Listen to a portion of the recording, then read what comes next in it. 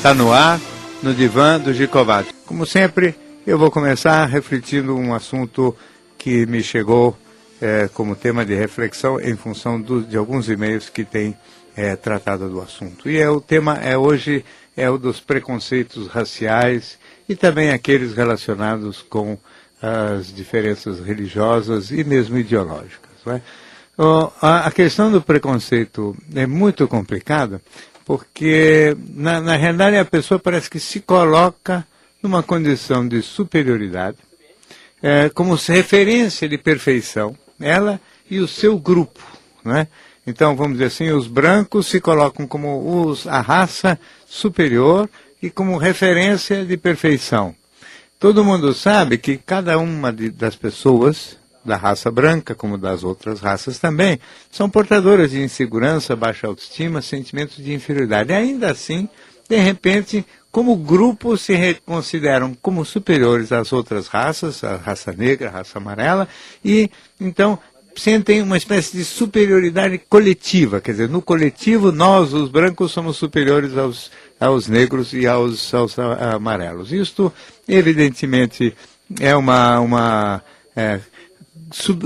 decorrência de um processo de comparação que é basicamente e essencialmente personalista, quer dizer, eu uso a mim como referência, não tem nada mais tolo do que eu me usar como referência para definir outras pessoas e o valor efetivo de cada uma das criaturas que existem debaixo do sol.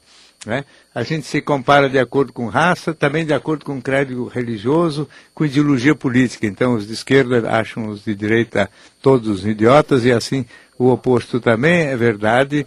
As pessoas com diferenças religiosas também acabam por achar que aqueles portadores do mesmo tipo de religiosidade são os mais sofisticados. Os que não têm essa religiosidade são pessoas muito torpes ou muito tontas, e isto tudo é uma forma muito primitiva, muito sem graça, muito simplória mesmo de avaliar e se considerar superior, não é? E muitas vezes tomando decisões em virtude disso. Quer dizer, o indivíduo, por exemplo, se é branco e tem uma filha que namora com um oriental, ele pode se sentir prejudicadíssimo por isso, achando que a sua filha deveria se casar com um moço da mesma origem étnica, como se isso tivesse algum significado, algum sentido, e definisse personalidade, definisse caráter, definisse alguma coisa.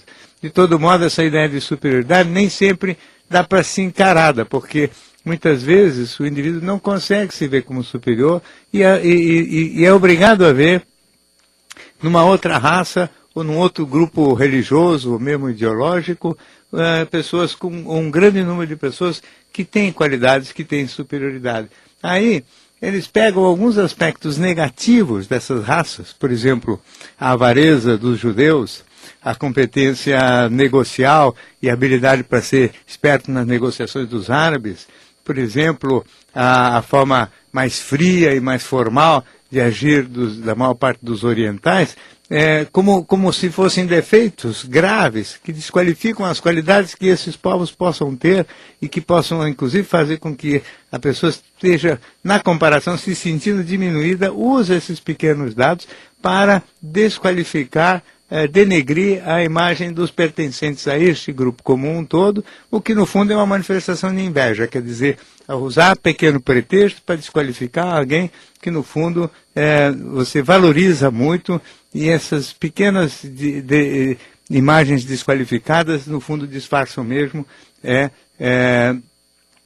uma inveja muito grande que se traveste escondida por trás de um desprezo injustificado e indevido por outras raças, por outros credos, por outro tipo de gente diferente da gente. Tudo isso é muito ruim. Tudo isso não leva a lugar nenhum, tudo isso só empobrece a condição humana, só torna as pessoas que assim pensam e vivem extremamente limitadas e medíocres. Toda comparação é muito complicada, toda comparação é ruim, e principalmente essas generalizações. Todos os brancos são de um jeito, todos os amarelos são de outro. É tudo bobagem. Cada pessoa é única e individual e, mais do que tudo, deve ser tratada como tal.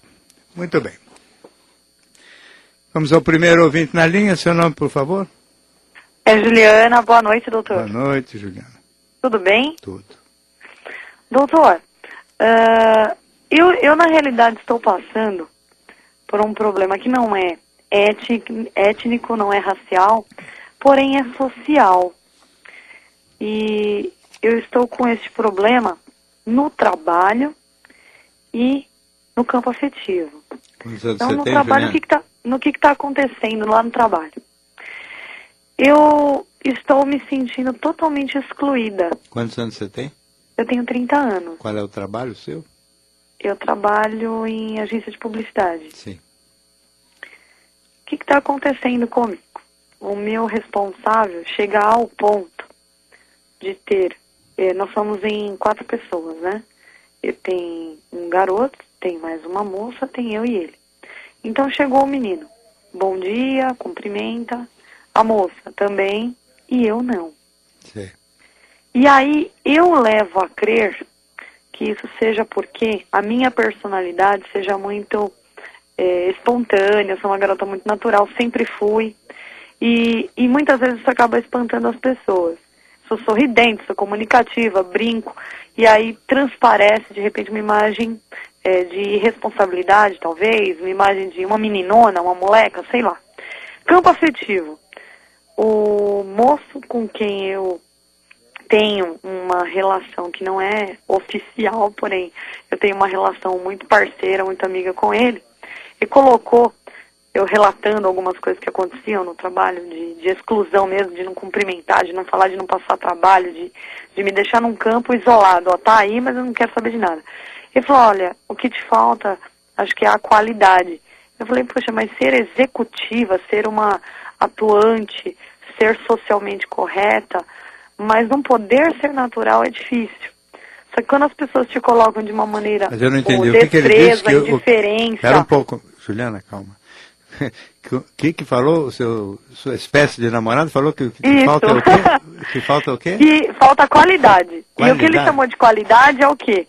Era para que ao invés de eu ser menina, me posicionar de uma maneira mais infantil em alguns momentos, que é a brincadeira, que é o sorriso, que é o cumprimentar, que é o não levar tão a sério as coisas, isso atrapalha no campo profissional. E atrapalha até mesmo, acho que com ele não quis admitir, mas atrapalha. Enfim, eu tô me sentindo péssima. Tá bom, porque me diga só uma coisa. Eu não sei o que fazer, Juliana, não sei como me posicionar.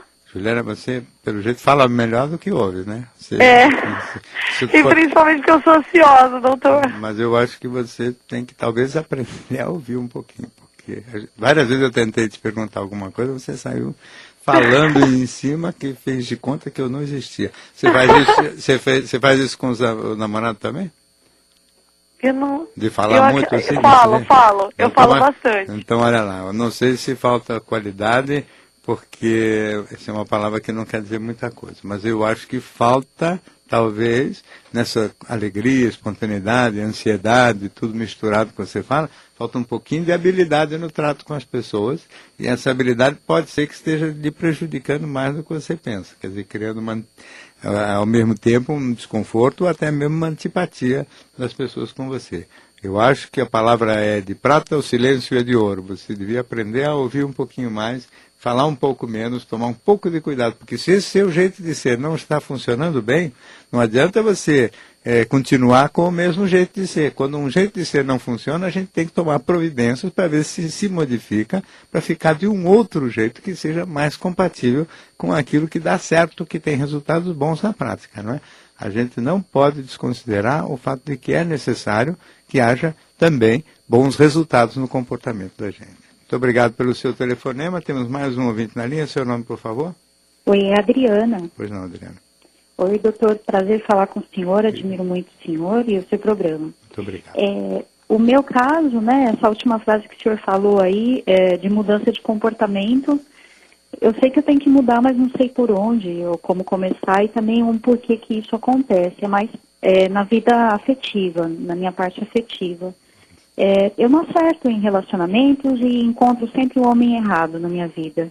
Então, não sei o que Quantos anos fazer. você tem, Adriana? 33. 33. Já teve muitos homens errados? Uhum, sim. É uma série, todos parecidos? Algumas coisas parecidas, mas tudo assim que não deu certo. Sim, mas não dá certo porque os homens não combinam com você, ou por que não dá certo? Porque errado o que quer dizer? Errado é o que não dá certo, ou errado é a pessoa com caráter fraco, ou falha, duvidoso, cafajeste? Como é que é esse tipo que não dá certo aí?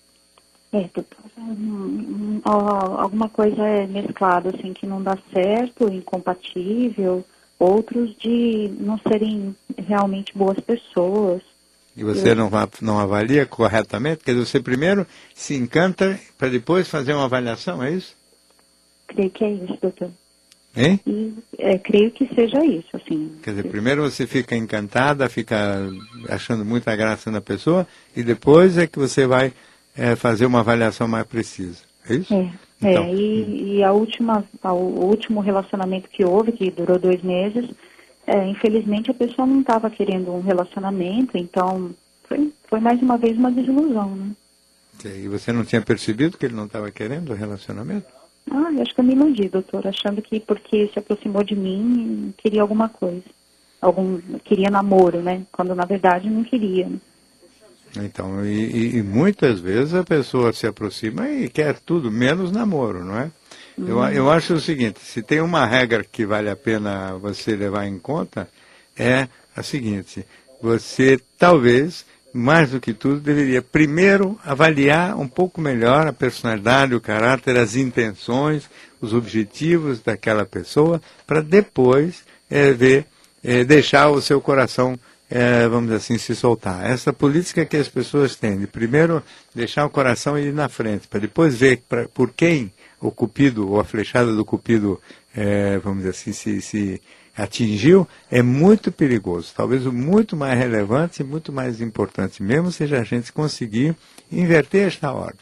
Ou seja, mais do que tudo, a gente conseguir primeiro avaliar o caráter, a personalidade, a natureza, as intenções, se elas combinam com aquilo que a gente pretende, para depois, efetivamente, deixar as coisas caminharem. Toda vez que você primeiro se encantar e depois ver com quem ou por quem você se encantou, a chance de você se desiludir é muito grande mesmo. E desilusão atrás de desilusão, daqui a pouco você vai ficando mais entristecida e mais reticente e mais reservada e com medo de novos envolvimentos. Isso não é bom para você de jeito nenhum. Então, cautela, porque a maior parte das pessoas se aproxima achando graça, talvez querendo mais intimidade física do que compromisso sério. Né? Esse é o mundo real. Muito obrigado pelo seu telefonema.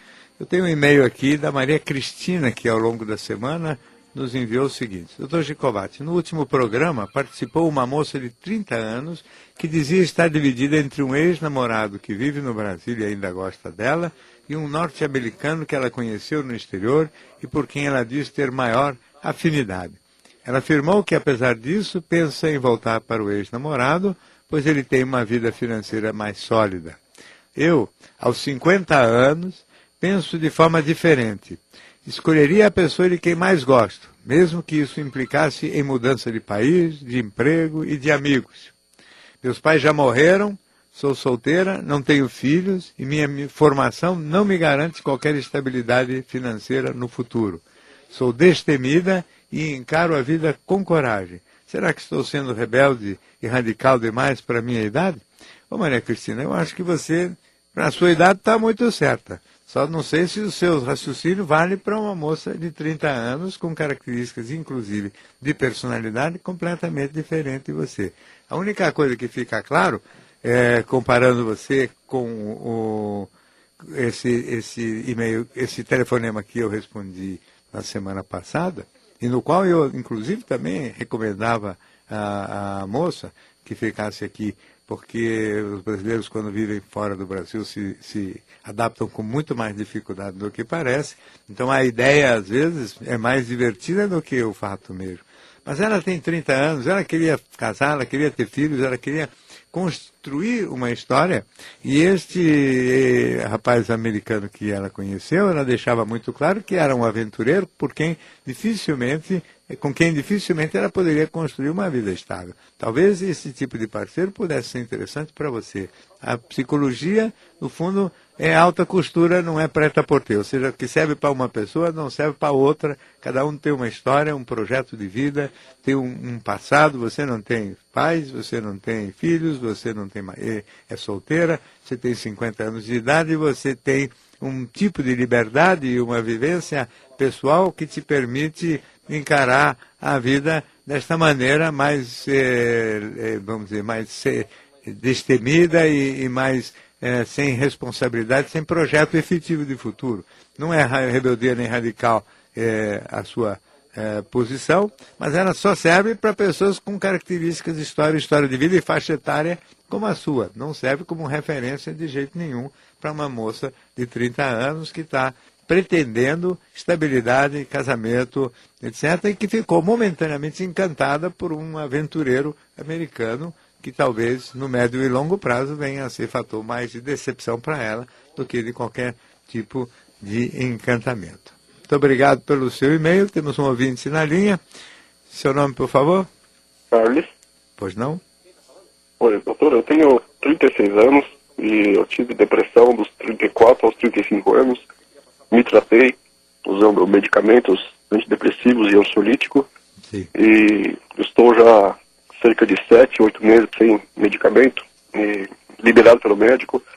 E o que eu percebo agora nessa fase pós-depressão é que a minha criatividade, aquele brilho, a inteligência, as ideias que vinham na cabeça assim, já não vem mais. Eu me sinto a 60%, 70% da minha capacidade intelectual que eu tinha antes.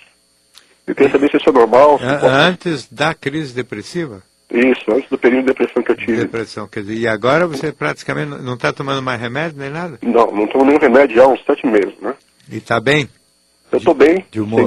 sem bem de humor, nenhum sintoma, está tudo bem, mas eu sinto que no trabalho, assim, a minha desenvoltura intelectual, ela está aquém do que eu mesmo conheço, esperava e tenho como referência anterior à depressão, né? Eu queria saber se isso é normal ou se eu posso fazer algo a respeito disso. Então, isso não tem definitivamente nada a ver com, vamos dizer, o uso dos medicamentos. Talvez não tenha nada a ver também com a depressão. Quer dizer, tem a ver efetivamente, talvez, com o fato de você não estar ainda plenamente, vamos dizer assim, retomando, recuperado ou em plena recuperação da sua possibilidade intelectual. Mas definitivamente nem a depressão e nem mesmo os medicamentos que se usa para a depressão prejudicam a função intelectual, a criatividade e nenhuma das coisas que você está se queixando. Então a impressão que dá é que ou você ainda não se soltou completamente depois da crise depressiva, ou então você ainda está com algum pequeno rescaldo ou de depressão mesmo, ou alguma coisa ainda vinculada a, vamos dizer assim, a falta de disposição ou de coragem para soltar realmente os freios aí e ir com toda a força na direção do trabalho. Se você não vê isso melhorar mais ou menos automático e espontaneamente, talvez seja o caso de você buscar um pouco de, ou pelo menos um certo tempo, de ajuda psicológica, psicoterápica, porque definitivamente isso hoje, superada a depressão, não deveria mais estar acontecendo, né? Os remédios não deixam resíduo nenhum, quer dizer, desaparece o uso da medicação, desaparece todos os efeitos, eventualmente lentificadores do pensamento ou de sonolência, etc., que derivam do remédio. Então, hoje, você não deve atribuir esse seu estado a não ser a, talvez, ainda um pequeno medo de reassumir para valer com tudo as suas funções. E, portanto, a necessidade, talvez, de uma ajuda mais do que tudo psicológica. Muito obrigado pelo seu telefonema. Temos mais um ouvinte na linha. Seu nome, por favor? Leônidas, doutor. Leônidas, pois não. Em primeiro lugar, é um prazer estar falando com o senhor. Estou ligando daqui de Recife. Muito obrigado, igualmente. Tá, doutor, o problema é o seguinte. Eu estou com 31 anos, né? E há aproximadamente 8 meses e meio eu me separei da minha esposa, não legalmente. Me separei só a separação de corpos mesmo. Depois de quanto tempo de casado, Leônidas? Nós tínhamos praticamente 4 anos, né? De casado e também tínhamos aí um relacionamento entre namoro e noivado de 8 anos e meio. Também. Somando dava praticamente 12 anos aí. Sim. E, na verdade, eu me separei porque hoje ela teve todo aquele dogma, né, de casar virgem, tudo, e nós fizemos tudo como ela quis. Então, durante o casamento eu via que a frequência sexual realmente era muito baixa por parte dela. Então, isso vinha me incomodando bastante. O que fez com que eu terminasse procurando outra parceira, e realmente eu estou namorando com essa moça atualmente, né? E essa relação vem ficando duradoura, né? A cada dia. Mas tem um problema, eu não consigo assim, me desvincular completamente da minha esposa, mas por outro lado, até quando eu falo com ela, e enfim, eu não tenho mais aquela mesma satisfação, nem de falar, nem tenho mais a mesma paciência, nem nada. E o meu relacionamento com a minha namorada atualmente já é de aproximadamente isso, de 8 meses. Foi justamente na época que houve a quebra do casamento. Sim. Isso tem me incomodado bastante, assim, pelo fato de eu não conseguir me desvincular, talvez preso a valores como o fato de nós começarmos a namorar desde que eu estava no finalzinho da adolescência e, enfim, de ter um contato maior com a família. Então, eu não levo nem minha namorada aos mesmos lugares que eu ia com minha esposa para evitar algum tipo de comentário ou se houver a possibilidade de nós voltarmos para que não haja nenhum problema. Então, eu sempre penso nisso, assim, isso tem me incomodado bastante. Sim, então, mas veja só. Pelo que eu entendo, você tem aqui apegos de todos os tipos, né? Mas quando se aproxima mesmo, efetivamente, da sua esposa ou ex-esposa, você não sente nenhum grande entusiasmo, nem nenhuma grande vontade, nem de paciência, nem de conversar, nem nada. Quer dizer, pelo jeito você está, do ponto de vista sentimental, satisfeito com a sua atual namorada, e tem aí vários apegos, desde os apegos familiares, que obviamente contam e bastante, não é?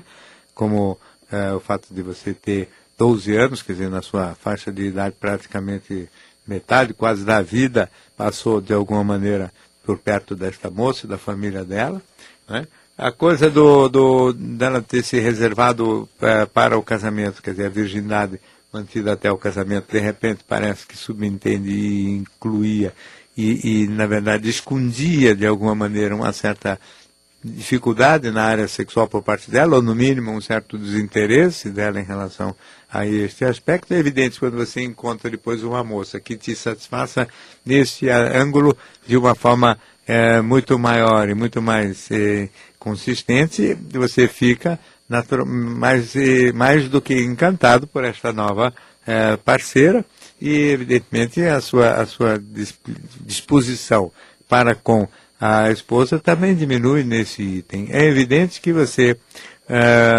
tem aí vários apegos relacionados com a história, mas é muito mais, vamos dizer, costumes e hábitos, e talvez até apego à família, do que saudade efetiva da moça.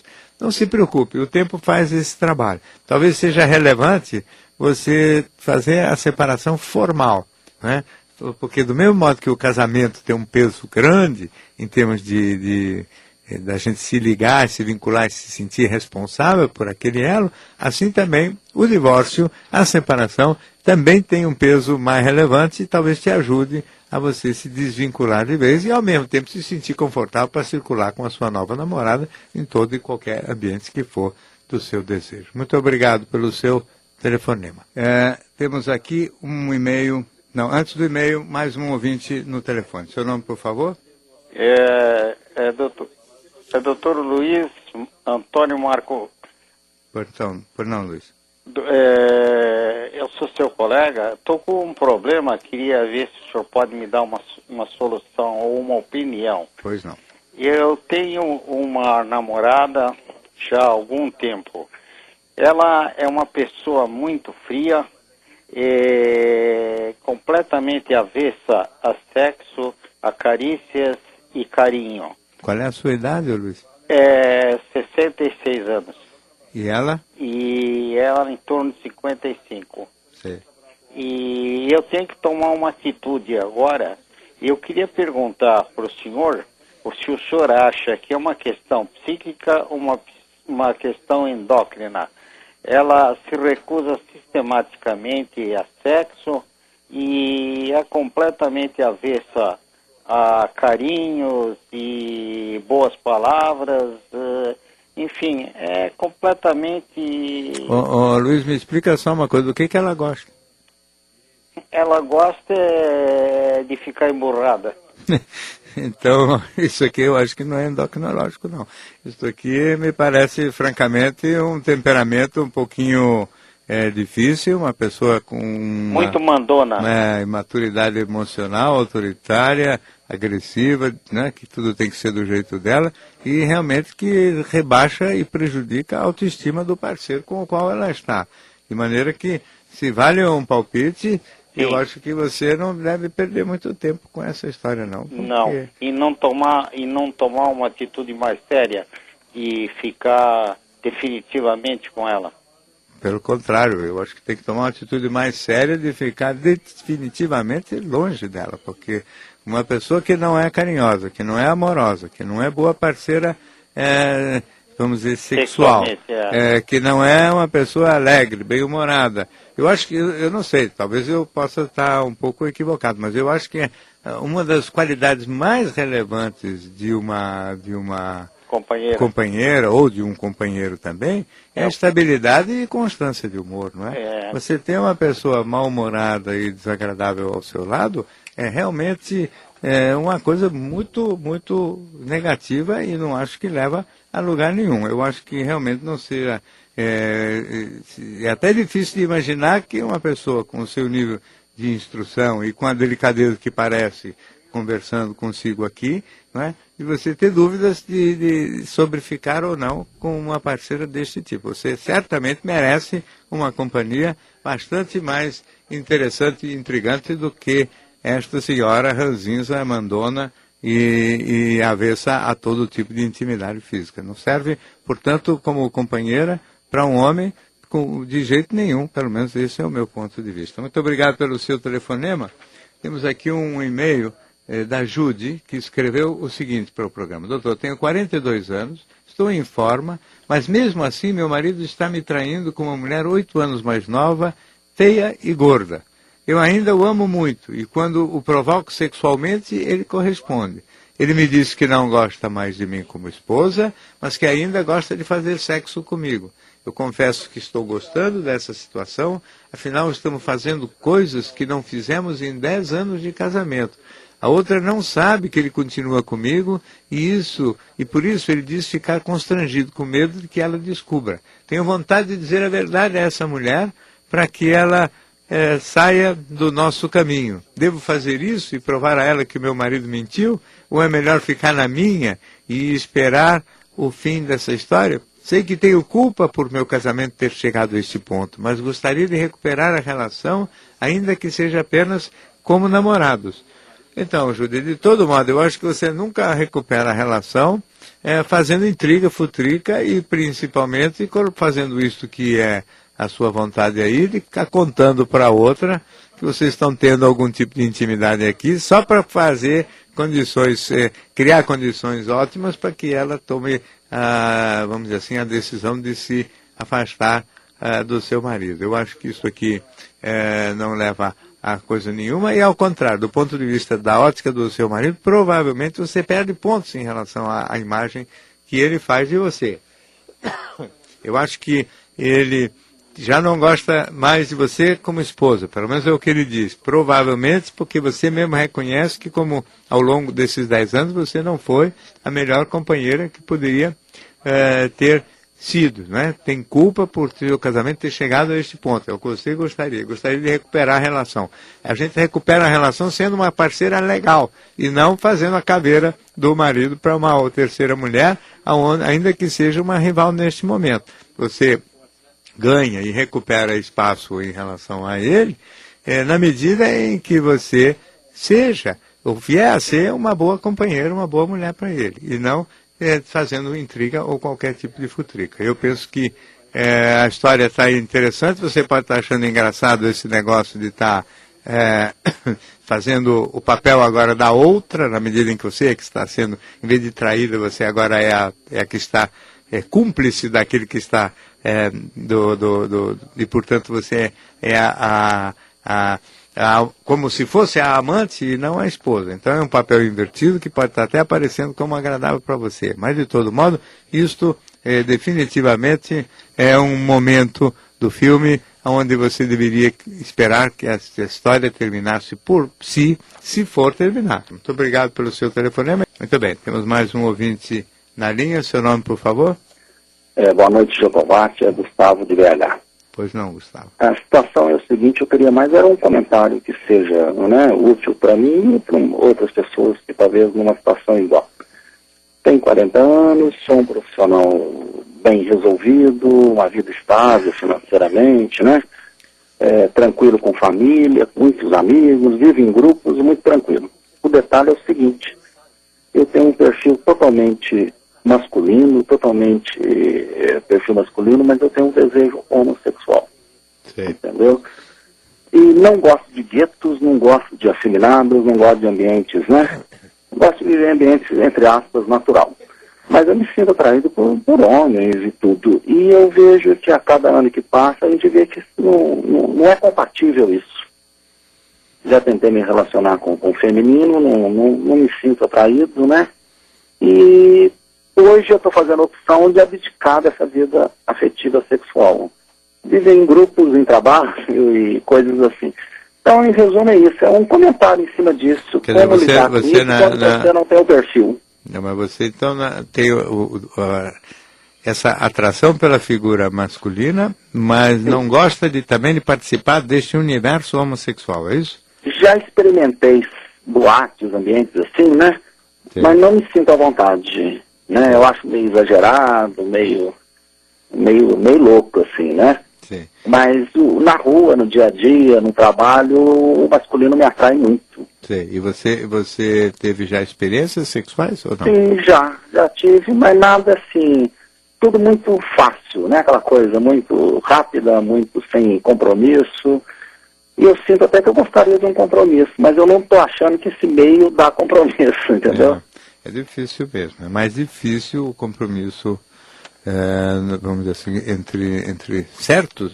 Tem alguns homossexuais que são do tipo a se comprometer, mas nesses casos eles formam um elo onde a amizade é o elemento principal e não raramente quando esse vínculo se estabelece, a sexualidade fica meio comprometida. Né? Você teve já alguma tentativa de namoro com alguma moça? Já, mas não tinha atração, não, foi muito forçado, sabe? Não senti que desenvolveu, não sei se é uma cobrança ou não senti. Sim. Mas eu vivo no meio entre aspas, um ambiente hétero, né, que eu gosto, beleza, tudo, tem muitas mulheres, por eu ser um cara até de boa aparência, uma boa profissão, tudo, sou muito cobiçado, mas nada me atrai, né? Entendeu? É esquisito isso. Né? Mas só um palpite. Você não deveria deixar-se... Aqui eu tenho dito isso de várias maneiras, né? O desejo não é um desejo, não é uma ordem, né? Assim como um indivíduo que é que está querendo fazer dieta, ele pode ter desejo de comer um doce, mas isso não quer dizer que ele é obrigado a comer o doce, não é? Então o desejo, por exemplo, né, a atração maior por figura masculina, não obrigatoriamente significa que isso tem que ser exercido desta maneira. É evidente que eu pessoalmente não tenho nada contra também o exercício. Eu estou me baseando, o exercício, quer dizer, da prática e da vida homossexual. Estou me baseando no seu caso em particular, onde você não gosta desse ambiente, dessa atmosfera, você se sente mais confortável num ambiente, num núcleo heterossexual. Evidente que o fato de sentir um desejo ou atração visual mais forte por figura masculina, não significa que você só tenha que se relacionar com figura masculina. Porque é evidente que mesmo sem esse desejo visual, às vezes o contato agradável do ponto de vista táctil, uma atmosfera agradável com uma mulher, né, pode também determinar a excitação. A excitação, aliás, sexual é um fenômeno tão pessoal e tão naturalmente espontâneo que ele pode acontecer no sono, quando você pode ter uma ereção noturna, né? Outro dia até alguém mandou um e-mail perguntando qual é a explicação para isso, e não há explicação, num sono profundo, naquele período do sono que se chama movimentos rápidos dos olhos, que é um sono bem profundo, costuma haver uma liberação de todos os impulsos e com tendência forte para a ereção nessa hora, e isto não tem nenhum objeto, inclusive, muito claro. É uma ereção sem objeto nenhum. Não é nem por homem, nem por mulher, não é nada, não é desejo por ninguém. É simplesmente uma excitação, uma coisa que surge dentro do próprio corpo. Então, evidentemente, a sexualidade ainda é um campo misterioso e uma coisa a ser muito adequadamente pesquisada. Eu só gostaria de dizer o seguinte, que desejo não é ordem, desejo é apenas um direcionamento. O fato de você encontrar uma moça, por exemplo, que seja, por exemplo, super simpática, agradável, e que não seja atraente fisicamente, não deveria ser um elemento negativo, porque se você começa a trocar carícias e trocar agrados, etc., pode ser que isso provoque a excitação tão gratificantes quanto aquela que pode acontecer numa troca de carícias entre dois homens, no seu caso, com outro homem. A verdade é a seguinte, nos presídios, onde heterossexuais acabam não tendo a presença de mulheres, eles às vezes trocam carícias eróticas com outro parceiro masculino, funcionam perfeitamente e nem por isso se veem e se acham homossexuais. É gozado isso, né? Porque trocar carícias eróticas com outro homem num ambiente onde não tem mulher não é homossexualidade. Num ambiente onde tem mulher, você ter preferência e trocar carícia erótica com outro homem é que é homossexualidade. É tudo muito cheio de regulamento, muito esquisito, muito difícil de ser avaliado e muita coisa ainda para ser refletida. Mas que você, qualquer decisão que tomar, inclusive essa de resolver ter uma vida mais reservada do ponto de vista da sexualidade também, não vejo problema nenhum com isso. Muito obrigado pelo seu telefonema. Temos mais um ouvinte na linha. Seu nome, por favor? É Abreu, doutor. Pois não, Abreu. Admiro muito o seu trabalho, suas opiniões aí precisas, doutor. Eu gostaria de uma opinião a respeito de um fato. Vou tentar resumir, é uma história um pouco longa. Eu tinha uma relação com uma moça, eu tenho 43 anos, ela tinha 32, ela tem 32, e uma relação complicada, que tinha outras pessoas envolvidas na história, ex-namorados, não levava ela muito a sério, e de 1 ano e meio para cá resolvi levá-la, e aí ela começou a causar muito problema, por causa dessas outras pessoas que estavam no meio da história, né? E o senhor está me ouvindo? Estou ouvindo perfeitamente. Que outras pessoas que ainda estavam no meio da história? Ex-namorado, um ou vários? Não, como eu não levava ela a sério, eu saía com outras pessoas, ela também teve alguns casos, só que eu passo por cima, ela não consegue passar por cima.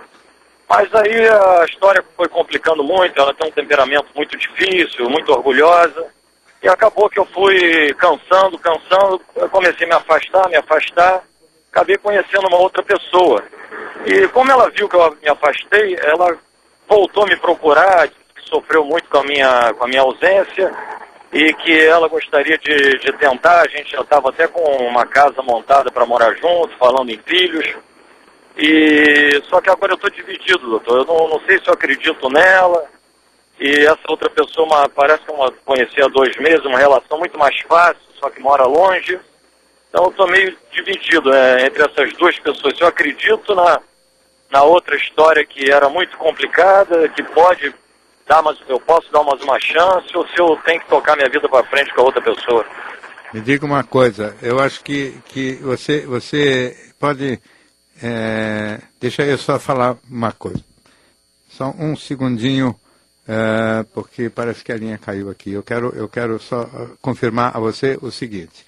Eu acho que nessa divisão, se você voltou a conhecer uma outra pessoa, se essa sua ex-namorada ou namorada, agora eu fiquei meio confuso, porque são tantas personagens aí, eu acho que você, na realidade, não deveria dar continuidade para um relacionamento onde a pessoa já demonstrou esses traços de personalidade assim confusos, dificuldade, por exemplo, de te perdoar e de aceitar e tolerar coisas que ela mesma fez parecida, um temperamento mais difícil, e você de repente encontra uma segunda moça que tem um temperamento mais fácil, só que essa curiosamente mora longe, quer dizer que de repente, outra vez, alguma dificuldade embutida nas histórias. Parece que você mesmo não é um indivíduo tão decidido acerca de se comprometer para valer. Né? Então é uma mais confusa, quando você resolve levar a sério, ela atrapalha, ou ela tumultua, ou ela não aceita, Quando ela, então, tumultua, você se envolve com uma outra, só que muito mais fácil, muito mais dócil, só que mora longe. Então, evidentemente, eu acho, em primeiro lugar, o seguinte, que uma boa companheira é sempre aquela mais dócil, mais fácil, que aceita um pouco mais as adversidades e tolera melhor as contrariedades da vida. Pessoas muito ranzinzas, muito instáveis de humor, muito agressivas, muito intolerantes, eu digo isso, às vezes, várias vezes no mesmo programa, mas é importante ficar repetindo, são parceiras que no longo prazo vão cansando e vai tornando a relação cada vez mais difícil. Agora, você tem que pensar acerca de você mesmo, porque agora você se encanta por uma moça que mora longe. Mas isso não é obstáculo mais hoje em dia, se você puder realmente resolver isso, aproximando-a fisicamente de você para valer. Eu acho que boa estabilidade de humor, constância de humor, bom caráter, docilidade e leveza são ingredientes essenciais para que uma relação possa realmente vir a ter futuro. Além disso, você, obviamente, também se comportar de uma maneira compatível com esse tipo de expectativa quer dizer, que uma moça que tem essas características, ela vai esperar coisas parecidas também de você. Eu espero que você também tenha essas condições para poder pleitear isso. Né? Muito obrigado pelo seu telefonema. Temos mais um ouvinte na linha. Seu nome, por favor? Meu nome? Sim. Terezinha. Pois não, Terezinha. Boa noite. Boa noite. É o seguinte, o meu filho namorou uma moça durante 10 anos. Foram morar juntos durante 1 ano, aí eles se separaram e depois de 2 anos ele casou-se com outra. E já está casado com ela há 3 anos. Acontece que a amizade que eu tinha com a ex-namorada e a família dela permaneceu. Eu continuei visitando essa moça, a mãe dela, até porque a mãe era e é até hoje amiga pessoal minha. E uma ocasião a minha nora disse que não sabia como é que namoradas tinham amizade com ex-sogras e vice-versa, né? E toda vez que eu vou visitar a mãe desta antiga namorada, vamos dizer assim, eu não falo nada, nem para o meu filho, nem para minha nora, mas eu fico numa situação de insegurança caso minha nora venha a saber que eu ainda frequento a casa da ex-namorada. Então eu queria saber se eu devo dizer para ela a verdade, porque eu já tive vontade várias vezes de dizer que uma coisa não tem nada a ver com a outra, até porque eu a considero minha nora, como de fato ela é, mas essa amizade é uma coisa que permaneceu. Então eu gostaria de saber se devo falar ou não. Eu acho que sim. Eu acho, inclusive, que não tem o menor cabimento você esconder isso. Não há crime nenhum, nem desaboro nenhum. Hoje em dia os filhos são assim mesmo. Eles vão tendo, às vezes, namoradas, mas às vezes são esposas. E você vai conhecendo as moças, vai conhecendo as famílias delas, e é perfeitamente possível que você vá formando elos de amizade com essas pessoas que passam pela sua vida. Essas pessoas vão embora da vida do seu filho, mas não obrigatoriamente vão embora da sua vida. Não há nenhuma razão para isso.